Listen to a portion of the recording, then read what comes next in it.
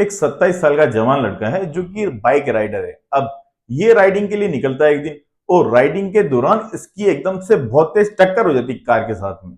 और अब इसको हॉस्पिटल लेके जाते हैं। हॉस्पिटल में इसकी इंजरी के अकॉर्डिंग इसके रेडियोलॉजिकल इन्वेस्टिगेशंस और ब्लड इन्वेस्टिगेशंस करवाए जाते हैं। अब ब्लड इन्वेस्टिगेशन में फाइंड आउट होता है कि ये एचआईवी पॉजिटिव है। अब जब डॉक्टर इसको बताता है, इसकी काउंसलिंग करता है कि तुम्हारी जो रिपोर्ट में है वो एचआईवी पॉजिटिव आ रहा है, तो लड़का ये सुन के बहुत शॉक्ड हो जाता है। और वो डॉक्टर से बोलता है कि डॉक्टर साहब, अभी तो मेरी शादी भी नहीं हुई है और ना ही मैंने कभी किसी लड़के के साथ में सेक्स किया है। तो आज का जो हमारा टॉपिक है वो इसी मुद्दे पे है। 90% जो पॉपुलेशन है उनके दिमाग में ये सेट है ऑलरेडी कि जो एड्स है या एचआईवी है वो सेक्सुअल इंटरकोर्स से ही फैलता है। मतलब अगर किसी को एचआईवी डिटेक्ट हो जाता है, वो एचआईवी पॉजिटिव है, तो उससे समाज जो है वो किनारा करने लग जाते हैं, उससे कोई बातचीत नहीं करता, उसके साथ में कोई रहना पसंद नहीं करता और उसके साथ में भेदभाव वाला व्यवहार किया जाता है।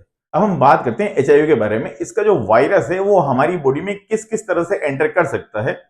सबसे पहला कौन है? Sexual intercourse. अगर मेल या फीमेल दोनों में से कोई एक एचआईवी पॉजिटिव है तो दूसरे के एचआईवी पॉजिटिव होने के चांसेस ज्यादा हो जाते हैं, उसको भी एचआईवी होने की संभावना हो जाती है। वो कैसे?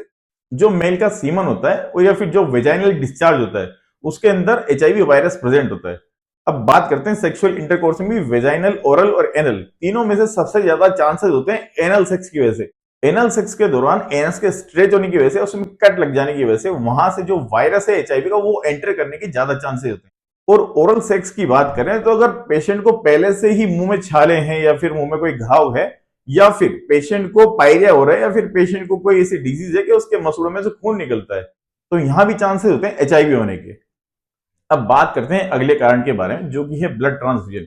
कोई ट्रॉमा का पेशेंट है और उसको अर्जेंट ब्लड की नीड है, और यहाँ पे जो ब्लड डोनर है गलती से उनमें से कोई एक एचआईवी पॉजिटिव था। अब इस एचआईवी पॉजिटिव पर्सन का ब्लड उस पेशेंट को लगा दिया है बिना क्रॉस मैच किए, बिना चेक किए, तो यहाँ पे 100% चांस है उसको भी एचआईवी होगा ही होगा। तीसरा मोड ऑफ ट्रांसमिशन है निडल का मल्टीपल यूज करना। जैसे अगर कोई ड्रग्स लेते हैं, कोई ग्रुप होता है दोस्तों का, वो ड्रग्स ले रहे हैं, तो वो एक ही सिरिंज से, एक ही निडल से बार बार प्रिक करते हैं एक दूसरे को और ड्रग्स को इंजेक्ट करते हैं बॉडी के अंदर। या फिर बॉडी बिल्डिंग के लिए कोई स्टेरॉइड्स ले रहे हैं, कोई ग्रुप है बंदों का, वो आपस में एक दूसरे को एक ही निडल से स्टेरॉइड पुश कर रहे हैं और उनमें से कोई एक एचआईवी पॉजिटिव है, तो सबको एचआईवी पॉजिटिव होने के पूरे पूरे चांसेस हैं।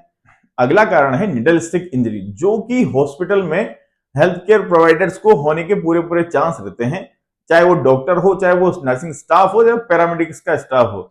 यहाँ पे गलती से किसी एचआईवी पॉजिटिव पेशेंट को आईवी इंजेक्शन दिया या फिर उसका ब्लड सैंपल लिया और उसकी निडल प्रिक हो जाती है, तो यहाँ पे भी एचआईवी होने के चांसेस रहते हैं। लेकिन बट इस कंडीशन में जब हमें पता चल जाता है कि निडल स्टिक इंजरी हो गई है, तो हम उसके प्रिवेंशन के लिए, उसको रोकने के, उसके प्रोफाइलेक्सिस के लिए मेडिसिन का यूज करते हैं, जिससे काफी हद तक रुक जाता है, कम हो जाता है।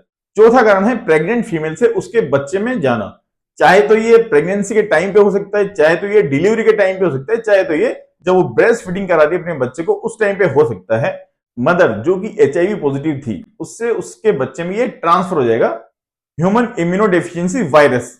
अब बात करते हैं एड्स की, एक्वायर्ड इम्यूनोडेफिशिएंसी सिंड्रोम। एड्स जो है वो सिंड्रोम है, कोई डिजीज नहीं है, ये ग्रुप ऑफ डिजीज है। यहाँ पे किस तरह से क्या क्राइटेरिया कि हम पेशेंट को बोलेंगे कि इसको एड्स है, तो पेशेंट का जो इम्यून सिस्टम है उसमें जो टी सेल्स है उनमें भी जो CD4 सेल्स है 200 सेल्स पर mm³ उससे कम, या फिर पेशेंट को अपॉर्चुनिस्टिक इंफेक्शन होने लगे। जैसे हमारी बॉडी के जो नॉर्मल फ्लोरा होते हैं, जैसे हमारे मुंह में होते हैं फ्लोरा, जैसे हमारे इंटेस्टाइन के अंदर होते हैं, जैसे हमारे लंग्स के अंदर माइकोबैक्टीरियम ट्यूबरकुलोसिस होता है, बट जब हमारी इम्यूनिटी अच्छी होती है तो ये हमें अटैक नहीं करते हैं, बीमार नहीं करते।